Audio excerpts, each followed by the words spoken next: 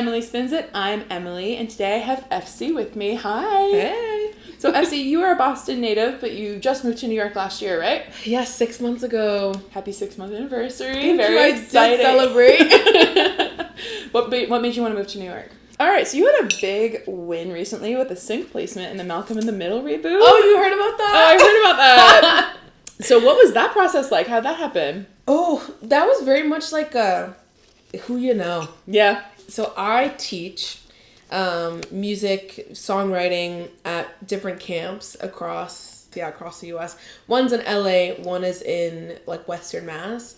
The one in Western Mass is called Summer Stars. Amazing program. Yeah, so I think I've heard of that one actually. Yeah. Period.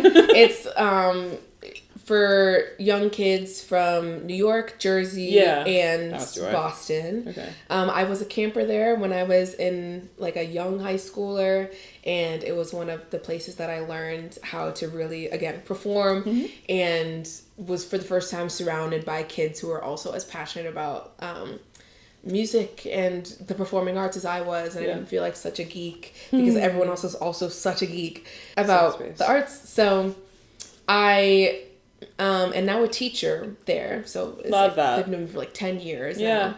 But I teach with a woman named Lisa Pimentel, who also is in a really cool band called Drama Dolls. And she is in that band with someone who works on the show, both the original Malcolm in the Middle show and the Malcolm in the Middle reboot. Her name is Tracy Boomer, I believe. Super cool lady. And she and I met a few summers ago at Summer Stars. We hit it off. Like, I love their music. She loves my music. And she texted me last summer or 2 summers ago and was like, hey, like, what's your music under? And I was like, Eph See. And she was like, are you label affiliated? Like, do you own all your stuff? And I was like, yeah, I do. She's like, where can I find it? I was like, anywhere. And then next thing I know, a few months later, I get a text from Lisa, and she's like, so they want to use your song Pink in the Malcolm in the Middle reboot.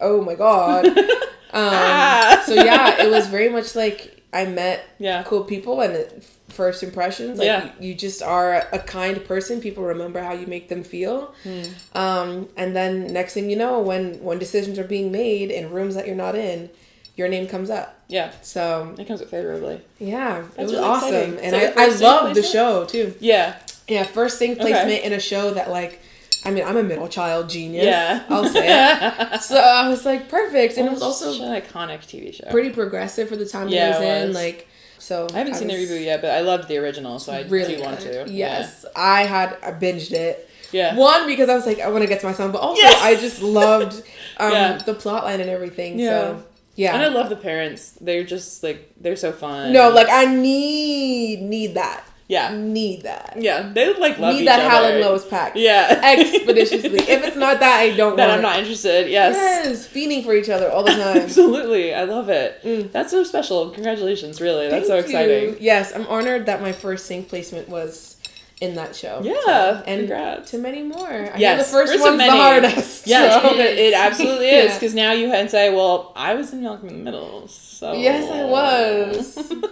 So where are you going to put me next? Just like... Exactly. I got a whole catalog and like 13 more coming, so trust. Who are your current collaborators? My friends. Yeah, I feel like that's the way to do it for as long as you can.